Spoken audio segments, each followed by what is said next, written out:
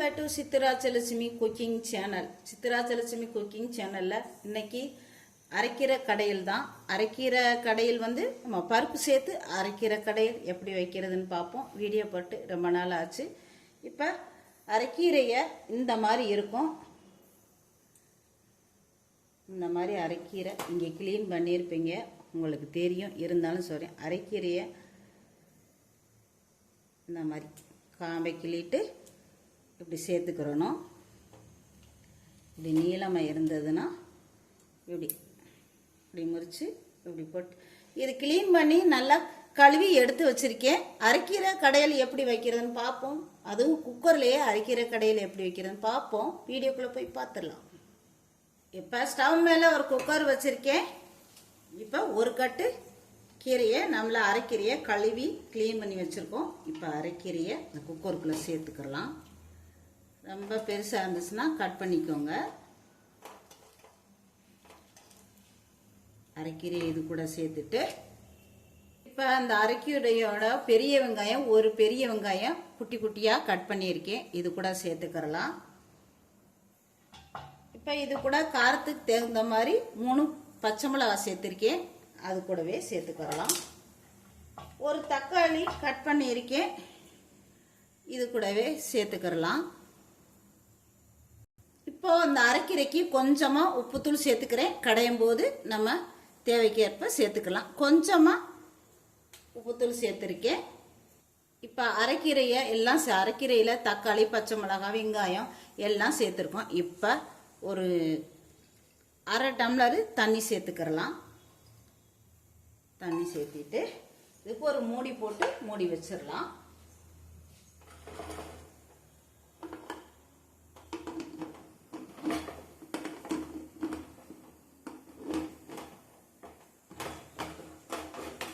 மூடி போட்டு வெயிட் போட்டுடலாம். ஒரு 3 விசில் விட்டுடலாம். பார்க்கலாம். ஸ்டவ் ஆன் பண்ணிட்டேன். ஒரு 3 விசில் ஆகட்டும், பார்ப்போம். வந்துருச்சு. மூடி ஓப்பன் பண்ணிட்டேன். ஏற்கனவே பாருங்க, இந்த மாதிரி நல்லா வெந்துருச்சு.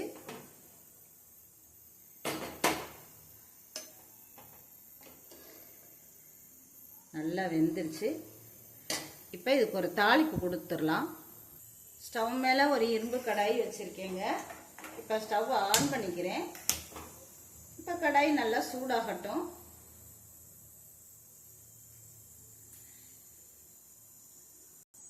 இப்போ ஆயில் சேர்த்துக்கலாம். ஒரு 2 ஸ்பூன் ஆயில் சேர்த்துக்கிறேன்.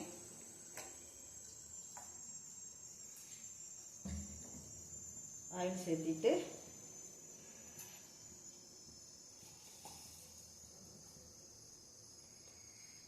அரை ஸ்பூனு ஜீரகம், அரை ஸ்பூனு கடுகு, ரெண்டும் பொரியணும். பொரிஞ்சு வரட்டும்.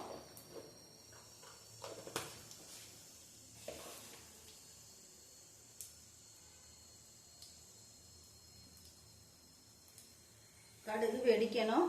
நல்லா வெடிக்கட்டும்.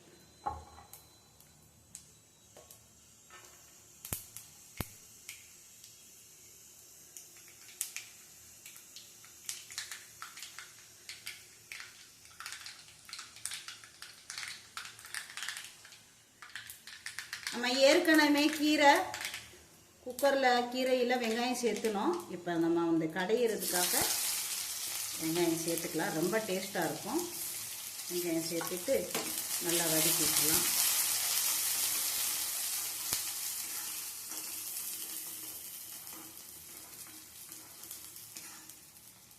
நல்லா வதங்கட்டும்.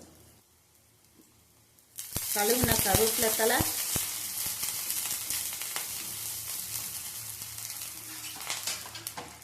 வெங்காயத்தை நல்லா வதங்கிருச்சு. நல்லா மணமாக ஜம்முன்னு இருக்கு.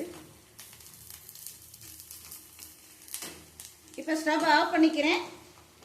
ஆஃப் பண்ணிடலாம். கடையிறது எப்படின்னு பார்த்தலாம். இப்போ நம்ம கீரை வேக வச்ச தண்ணியை ஃபில்டர் பண்ணி எடுத்துக்கலாம் தனியாக.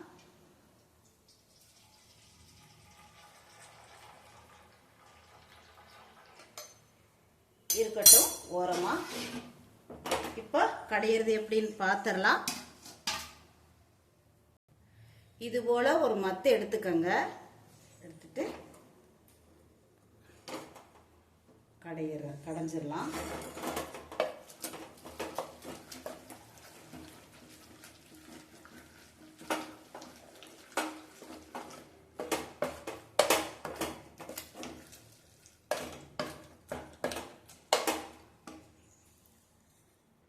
ஒரு கைப்பிடி துவரம் பருப்பை வேக வச்சிருக்கேன். ஒரு கட்டு கீரைக்கு ஒரு கைப்பிடி துவரம் பருப்பை வேக வச்ச துவரம் பருப்பையும் சேர்த்துக்கலாம். சேர்த்திட்டு இது கூட வேக வச்ச அந்த ஃபில்டர் பண்ண தண்ணியையும் சேர்த்துக்கலாம்.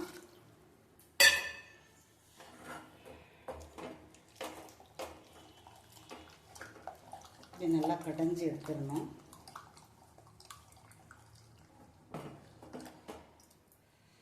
உப்பு இருக்கான்னு பார்த்துடலாம். கொஞ்சமாக உப்பு தேவைப்படுது, சேர்த்துக்கலாம். கொஞ்சம் போல் உப்புத்தூள் சேர்த்துக்கோங்க.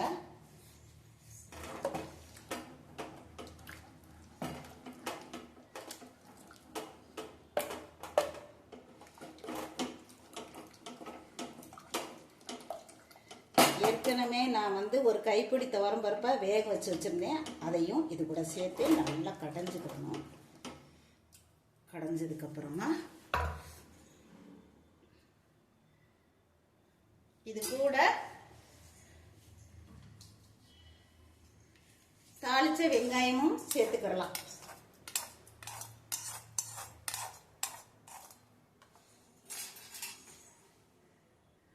பருப்பு சேர்த்து தாளிச்சு வெங்காயமும் சேர்த்து கீரையோட நல்லா கடைஞ்சி விட்டலாம்.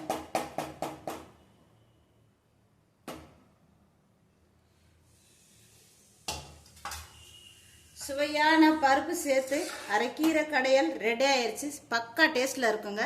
சாப்பாட்டில் ஊற்றி சாப்பிட்றதுக்கு அருமையாக இருக்கும். உடம்புக்கு அவ்வளோ நல்லது.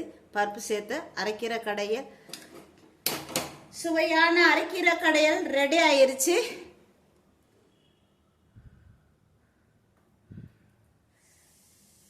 இந்த சித்துராஜலட்சுமி சேனலுக்கு சப்ஸ்கிரைப் பண்ணுங்க, சப்போர்ட் பண்ணுங்க, லைக் பண்ணுங்க, ஷேர் பண்ணுங்க.